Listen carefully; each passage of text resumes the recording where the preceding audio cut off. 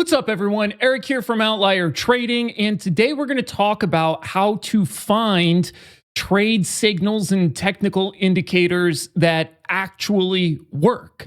So first things first, I am not directly part of Barchart in any capacity. I simply help create content for them and for you. So what we're going to cover is actually a follow-up from a video that we did a while ago called How to Build a Winning Options Trade. And take a look at that.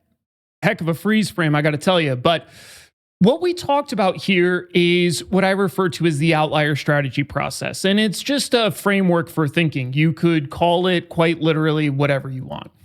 The point here is that when you're building a trade, it shouldn't be some sort of random novel process each time. It should be based on a repeatable framework so that you can control variables. Now, we hit number 2, which is profit mechanism and signals. This is where we're going to focus today. We are going to move deeper into this section. Here's effectively how trading typically goes for most traders. They simply say, I want to be long stock XYZ for whatever reason. It's just a hunch. And then they put on a trade. Unfortunately, that's not really a viable way to do this long term.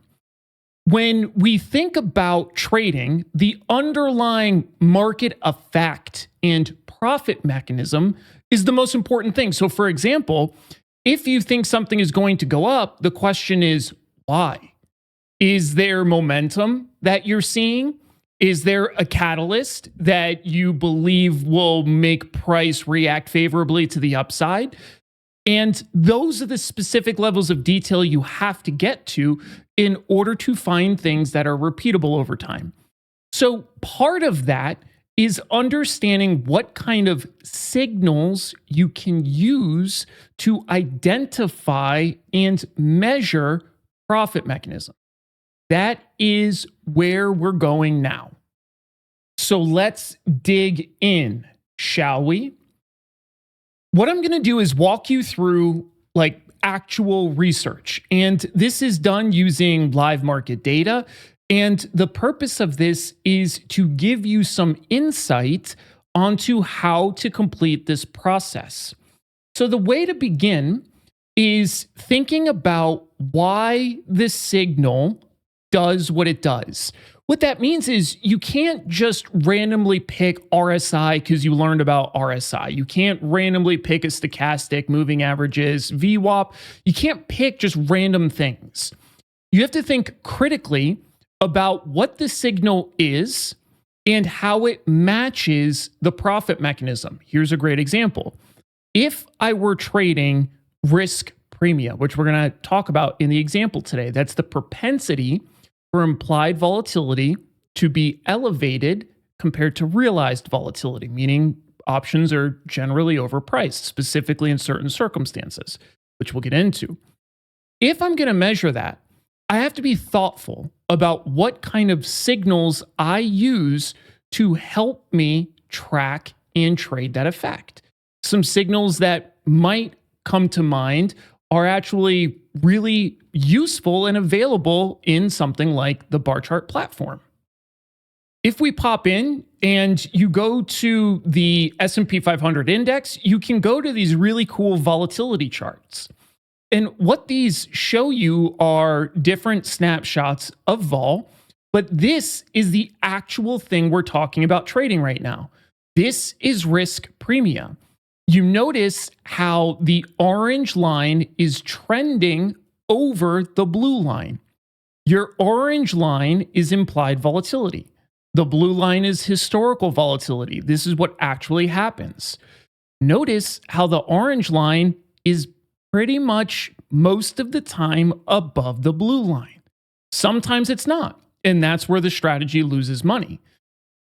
But if you develop good signals, the goal is to get yourself in front of periods like this, where things are really fat and wide, bigger edge, and avoid periods like this, where things are really, really narrow. You're not getting compensated that well for the risk you're taking, or even worse, they flip inverse. Great tool that you can use. Another one that I like to use, which you'll see later, is actually the volatility in the Greeks view of the options chain. What this allows you to do is actually analyze the specific volatility profile of the individual tickers and the individual strikes that you're analyzing, which becomes kind of important, especially for the strategy that we're discussing here. There's specific deltas that we need to target, again, for the sake of the demonstration.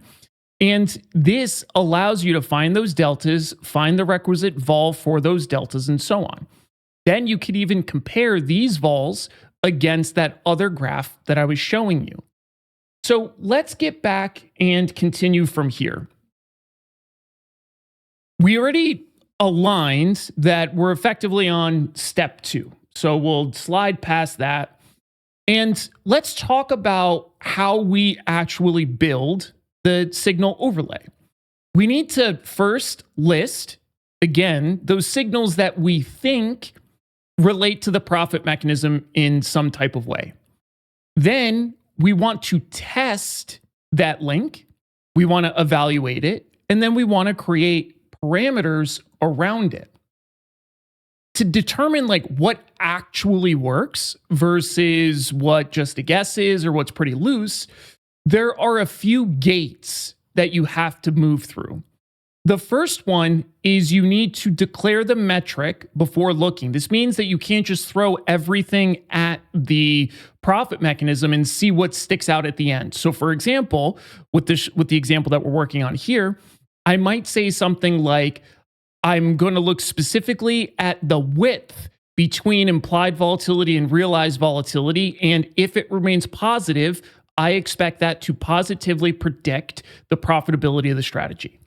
So what this is doing, it's declaring the metric, it's giving it a specific role so that we can analyze it. Now, there's some basic data analysis components to that. We're not going to go super deep into detail, but just if you're doing this and actually back testing some of this information, you have to be really careful of all the missteps. Back testing super important, but there's a lot of ways to mess it up. The main thing here is you want to be really smart about in sample, out of sample. And the easy way to think about that is if you have a 10-year period, you don't just want to back test that entire 10-year period right out of the gate. You want to back test maybe 3 years and build your idea, your parameters based on that. Then you do another stretch, maybe 3 years. So you have, 3 years testing, 3 years of actual analysis, maybe another year of refinement and so on. Because otherwise, the only thing that you're likely to do is grossly overfit the signal that you're looking at, which isn't going to help you much at all. So what I looked at here was, again, based on an underlying profit mechanism a lot of us are aware of, which is variance risk premia, VRP. This is the concept that implied volatility persistently exceeds realized volatility. And before we go deeper, we should be able to logically think about why this would be the case. Why would this be the case? Because the markets are pretty good at pricing and they're pretty efficient. They're not strong, efficient market hypothesis form. There's 3 forms of the efficient market hypothesis. They're more like semi-strong. But the important thing is that there's a really good incentive to be pretty accurate on most things. So it's not happenstance that this mispricing tends to be there. That's not it at all. The reason why this exists, especially in the indices and especially on the put side, is because it's really common for large money managers to use long puts in SPX to hedge a portfolio. So there is a effective small tax that gets applied by the sellers, the counterparty to that, because there is a pretty fair probability of some point realizing a tail event, which is potential for a really big loss on these trades. So you could think about it as insurance. We know insurance is relatively overpriced for what it is. Same thing here. So what I did is I looked at all different kinds of expressions, but what we found in the research is that a 90 DTE 10 delta put credit spread with a wing that's 4% the width of spot, weekly entries, cross This is using crossing the bid-ask spread. So this is penalizing the fill condition. You probably can do better by getting closer to the mid, but just, again, to be more conservative. And then doing $1 per contract per leg per side, which again, that's grossly overcharging. If you're paying $1 per contract per leg, you're way overpaying in your commissions. You need to negotiate that with your broker. And let's see what kind of signals we came up with that worked well, specifically opening credit as a percentage of the width. What this is saying is, based on the risk that I'm taking, how much money am I making? And why might that be important? The reason why this is important is because we need to strike the balance, if we're selling options, between collecting enough money to be profitable, but getting enough occurrences on in order to balance out those tail risks when they happen. If you systemically capture too little, it means when you realize those larger down moves, which will happen, you will not have made enough money in order to be profitable. This measures VRP across terms. This is literally just showing you that VRP, generally speaking, exists across most buckets. We just aligned that we're looking at the opening credit as a percent of width. After doing some back testing, what we found during the exploration period is that 3.56 of the width before validation or holdout. So this means that we built this, then continued the testing process. There is no tuning, there is no overfitting. And the main point here is 3.56 is really specific. The part of testing process is, again, a lot of details there, but the cliff notes is it's not highly susceptible to changes. So you could use 3.6, 3.5, 3.45, 3.65. What you want to look for is where a signal shows a plateau.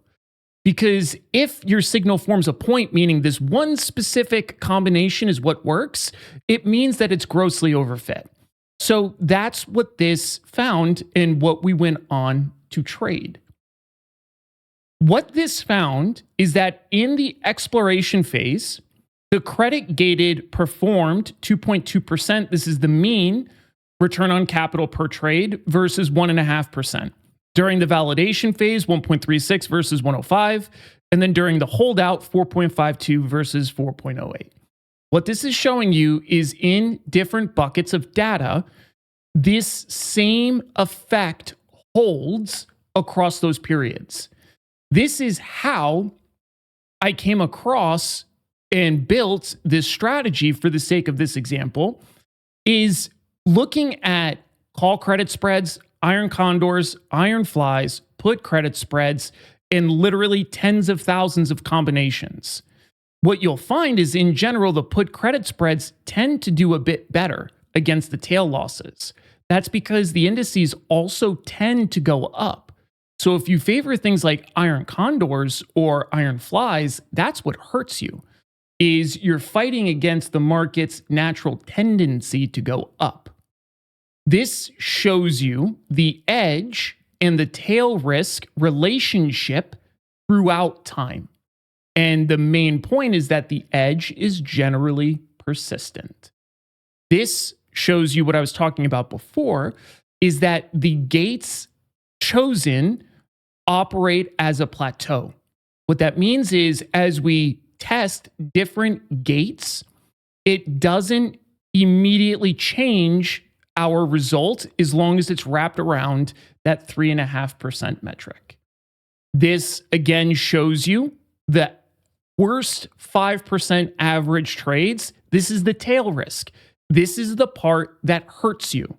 And this is exactly why we have to look at this. So this is another example we can go into in a future video. If you have any questions, let us know. See you guys later.